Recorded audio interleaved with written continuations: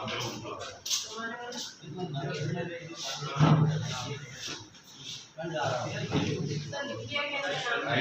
कर पहला दूसरा वाला है वहाँ लगा दे।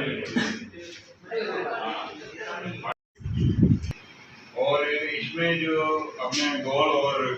बड़ौदा के किसान हैं रियाबड़ी और कृषि विज्ञान केंद्र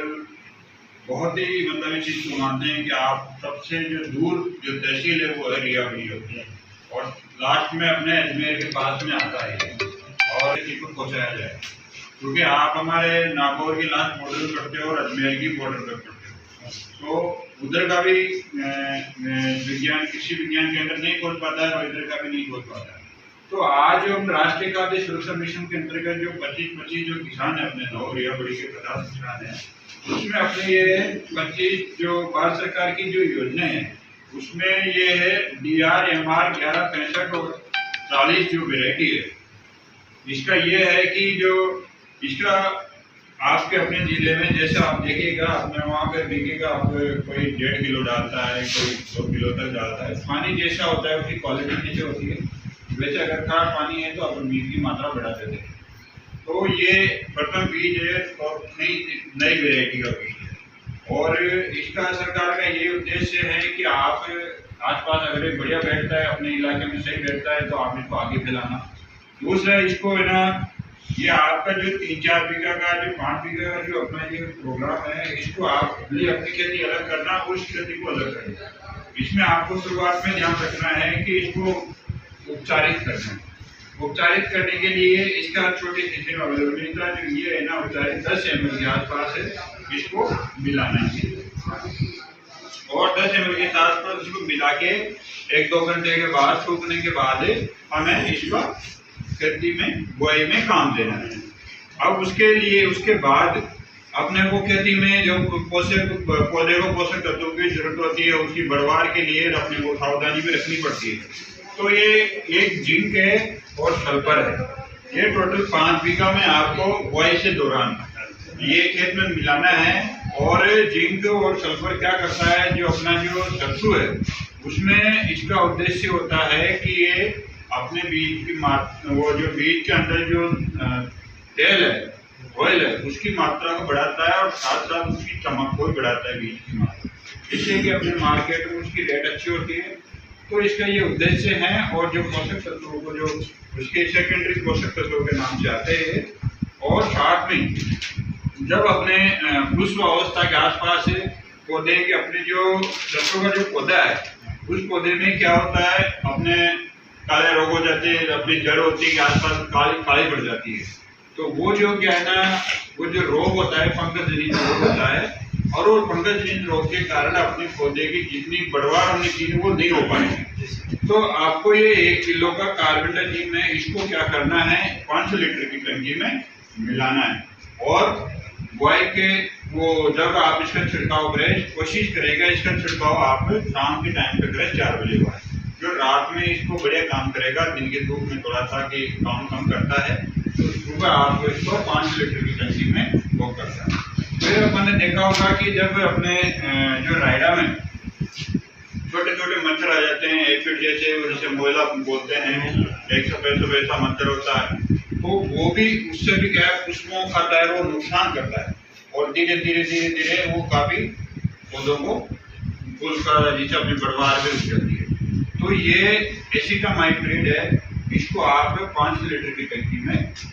उस अवस्था के आसपास ऐसा नहीं कि राइड आपका बड़ा हो जाए तो फिर अपन छिड़क नहीं पाते हैं जहाँ तक अपनी कमर के आसपास रहता है तब इसका छिड़काव करना है और जो कीड़े हैं वो कीड़ों से इनका बचाव करना है। साथ ही कृषि विज्ञान केंद्र की वैज्ञानिक टीम आपके वहाँ पर भी आएगी और जो दूसरी फसलें हैं जैसे आप जीरा बो रहे हो चना बो रहे हो या कोई दूसरी इसबगोल बो रहे हो तो उससे संबंधित बीमारियां हैं या उससे संबंधित आपको कठिनाई आ रही है और कौन सा बीज कैसे इसका करना है।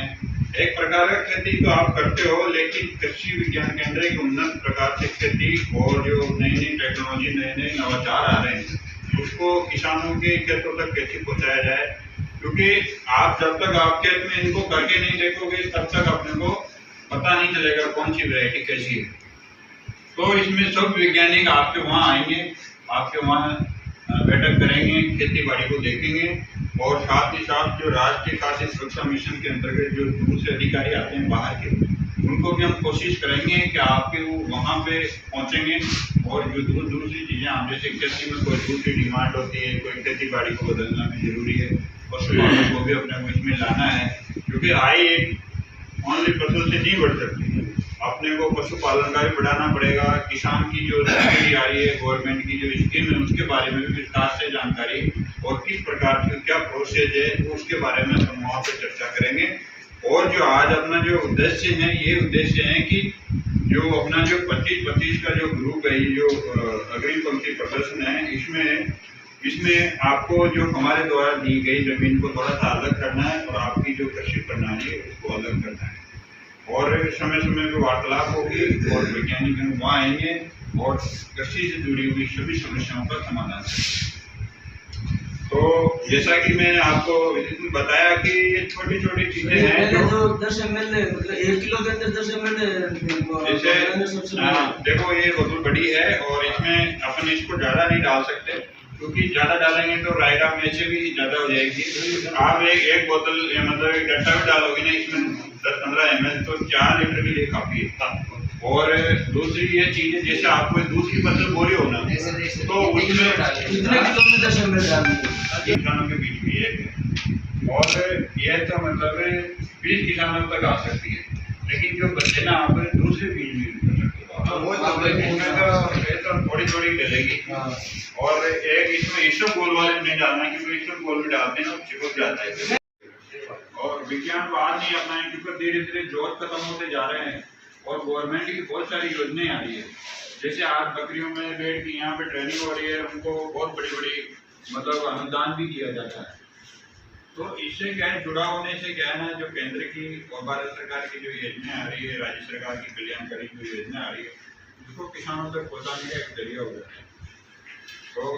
मैं निवेदन करूँगा, जो अपने पहला नाम अपन ने किसका लिखवाया था, वो मेरा रजिस्टर हो गया कि साथ में यूरिया के साथ ज्यादा एक्शन चाहिए हो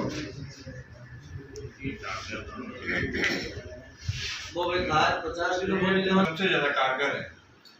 ये है अपने जो वैज्ञानिक हैं, अपने वहाँ के जैविक अनुसंधान केंद्र है गाजियाबाद में, भारत सरकार का संस्था है, तो उन्होंने डेवलप किया है। और इसमें जो किसान की जो बैक्टीरिया है जो अपने लिए फायदेमंद है, उसको क्या किया है, बनाने की विधि इसमें सूचित किया है। इसको एक तो आपको धूप से बचाना है, बनाने से पहले सीधा धूप में नहीं रखना है, और जब आप उसको बनाना है तो थोड़ी सावधानी रखना है। जैसे 100 लीटर का आपने ड्रम ले लिया, प्लास्टिक का किसी का भी, तो उसमें क्या करना है, ये डिब्बी जो 50 ग्राम की है उसको मिक्स कर देना है उसमें, और मिक्स करने के बाद 1 किलो आपको गुड़ डालना है, गुड़,